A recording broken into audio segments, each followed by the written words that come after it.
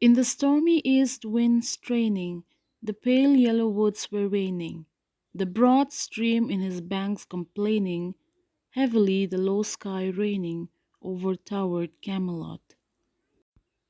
The opening lines of part 4 gives us an idea that something is wrong. The weather lets us know that things are all messed up after the Lady of Shalott broke the rules.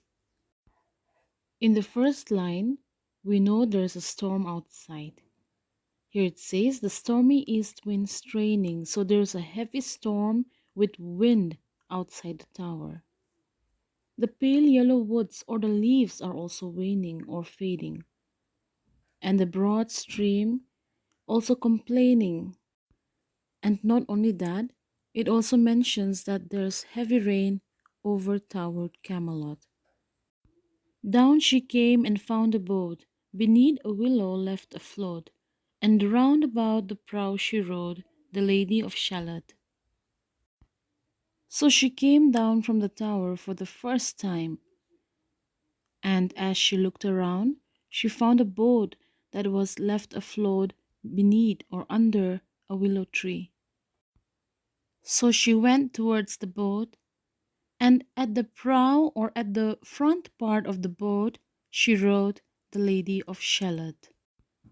And down the river's dim expanse, like some bold seer in a trance, seeing all his own mischance, with a glassy countenance did she look to Camelot. So the Lady of Shalott does not sit on the boat right away. She does not get into the boat. Instead, she hangs out or she looks around for a moment and looks down the river like some seer. Here, the speaker compares her to a seer or someone who can see the future, or we can say a prophet. Okay, he compares her to a prophet having a vision of his bad luck or mischance in the future. So she has a glazed expression. Her glassy countenance mean unclear or she's in a confused state here. The lady can sense that she's doomed to something very bad. And at the closing of the day, she loosed the chain and down she lay. The broad stream bore her far away, the Lady of Shalott.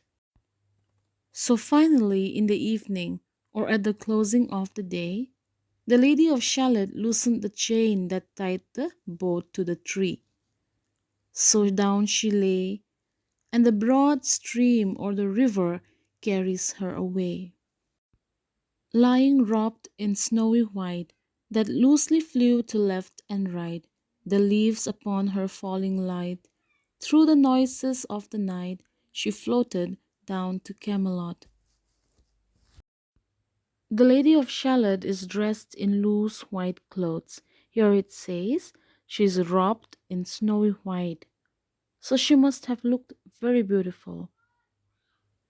So as she lies on the boat, the dress that she was wearing flew to left and right, and the leaves fall on her lightly as she drifts down towards Camelot. And as the boat had wound along the willow hills and fields among, they heard her singing her last song, the Lady of Shalott. As the boat heads slowly downstream, winding its way through the hills and fields, she is now approaching towards Camelot, and people can start hearing the Lady of Shalott sing. They heard her sing her final song or her last song.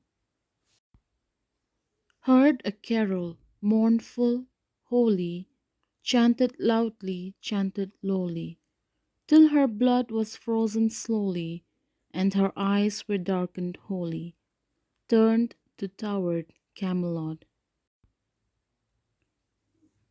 The people who heard her sing did not hear a very beautiful song. In fact, the song she sings sounds haunting. Okay, because sometimes it's soft and sometimes loud. So she chanted or she sang till her blood was frozen and her eyes were darkened. So this simply means the Lady of Shalott sang till her very last breath.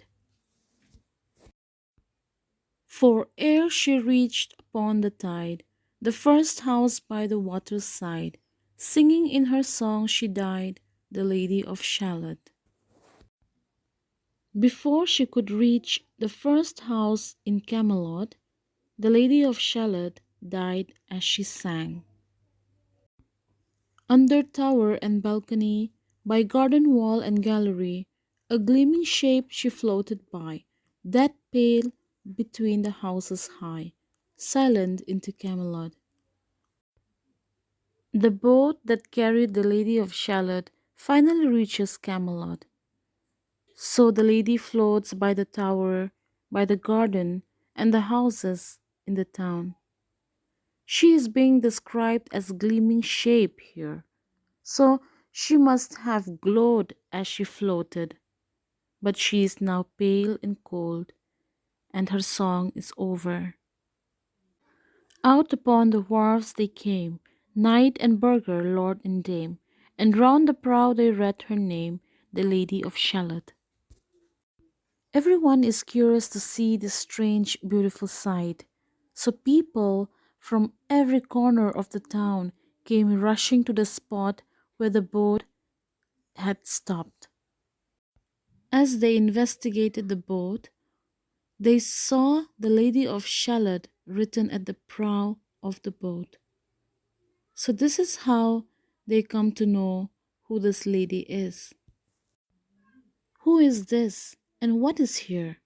And in the lighted palace near died the sound of royal cheer, and they crossed themselves for fear, all the knights at Camelot. People were curious to see this mysterious sight. They had a lot of questions to ask, so they were asking each other, who is this? Who had brought her here? But nobody knew. There was a celebration near the palace, but even the celebration ended because of this. Everyone was afraid. Even the knights were afraid, so they were making sign of the cross and were praying among themselves. But Lancelot mused a little space. He said, "She has a lovely face. God in his mercy lent her grace, the Lady of Shalott." Sir Lancelot was also amidst them. So he came close to the boat. He looks at her, he stops and thinks for a moment, and then declares that the lady is pretty. She has a lovely face. He also says a little prayer for her. Okay, he hopes that God will have mercy and protect her now that she had died. The poem has a very sad ending.